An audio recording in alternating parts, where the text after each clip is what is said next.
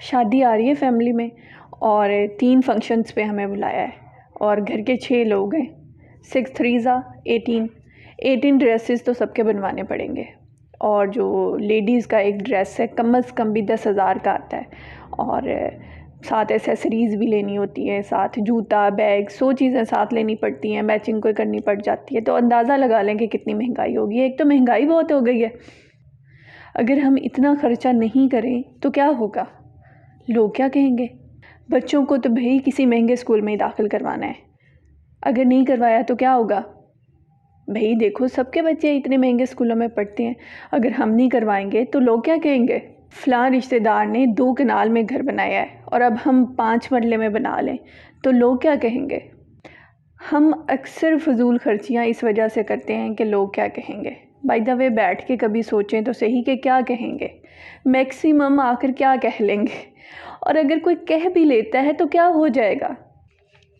اس کے برعکس اگر ان ساری فضول خرچیوں کی وجہ سے ہمارے گھر کا بجٹ خراب ہو جاتا ہے، مہینے کے آخر میں ہمارے گھر میں تنگی آ جاتی ہے، ہمارے گھر میں لڑائیاں فساد ہوتے ہیں، ہماری فیملی پورے خاندان میں ایک تماشا بن جاتی ہے، ہم مقروض ہو جاتے ہیں، اس قرض کو اتارنے کے لیے ہمیں کوئی غلط کام کرنا پڑ جاتا ہے، ہمیں کوئی کرپشن کرنی پڑ جاتی ہے، تو کیا پھر لوگ کچھ نہیں کہتے؟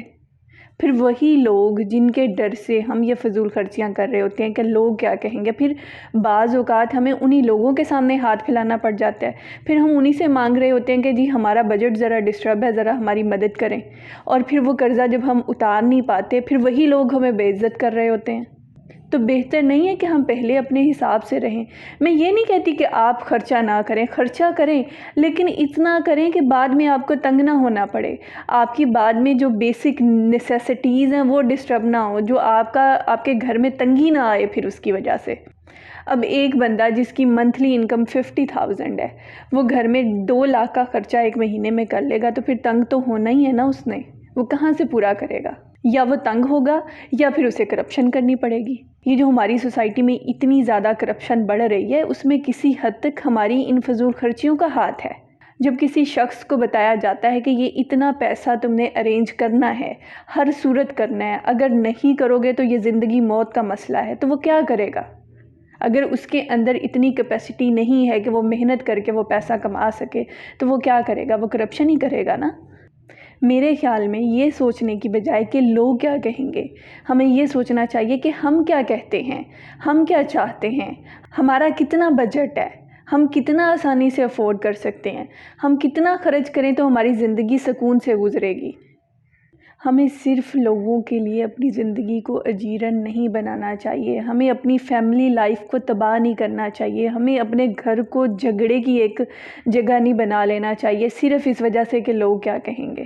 یہ جو گھر ایک سکون کی جگہ ہے، اس میں سب فیملی ممبرز کو سکون ملنا چاہیے، نہ کہ یہ کہ ہر وقت لڑائی جھگڑا ہو رہا ہے، ہر وقت مسئلے مسائل ہیں.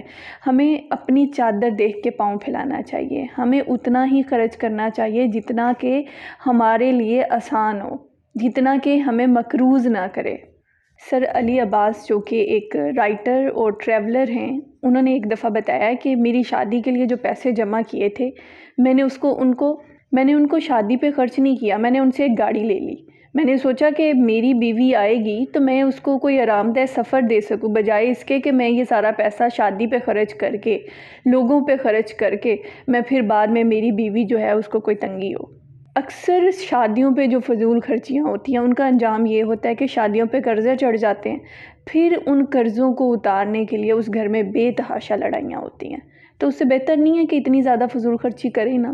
کیا ہو جائے گا اگر ہم بہت زیادہ خرچ نہیں کریں گے شادی پہ؟ تو ایٹ لیسٹ یہ تو نہیں ہوگا کہ ہم تنگ ہوں گے بعد میں. میں نے یہ بات ان لوگوں کے لیے نہیں کی جن کے پاس بہت زیادہ پیسہ ہے. جن کے پاس بہت زیادہ پیسہ ہے اور ان کو کوئی پریشانی نہیں ہوتی وہ کر سکتے ہیں، لیکن مجھے پتہ ہے کہ میجورٹی ایسی ہے جو کہ پہلے خرچ کرتی ہے لوگوں کو دکھانے کے لیے اور پھر بعد میں تنگ ہوتی ہے.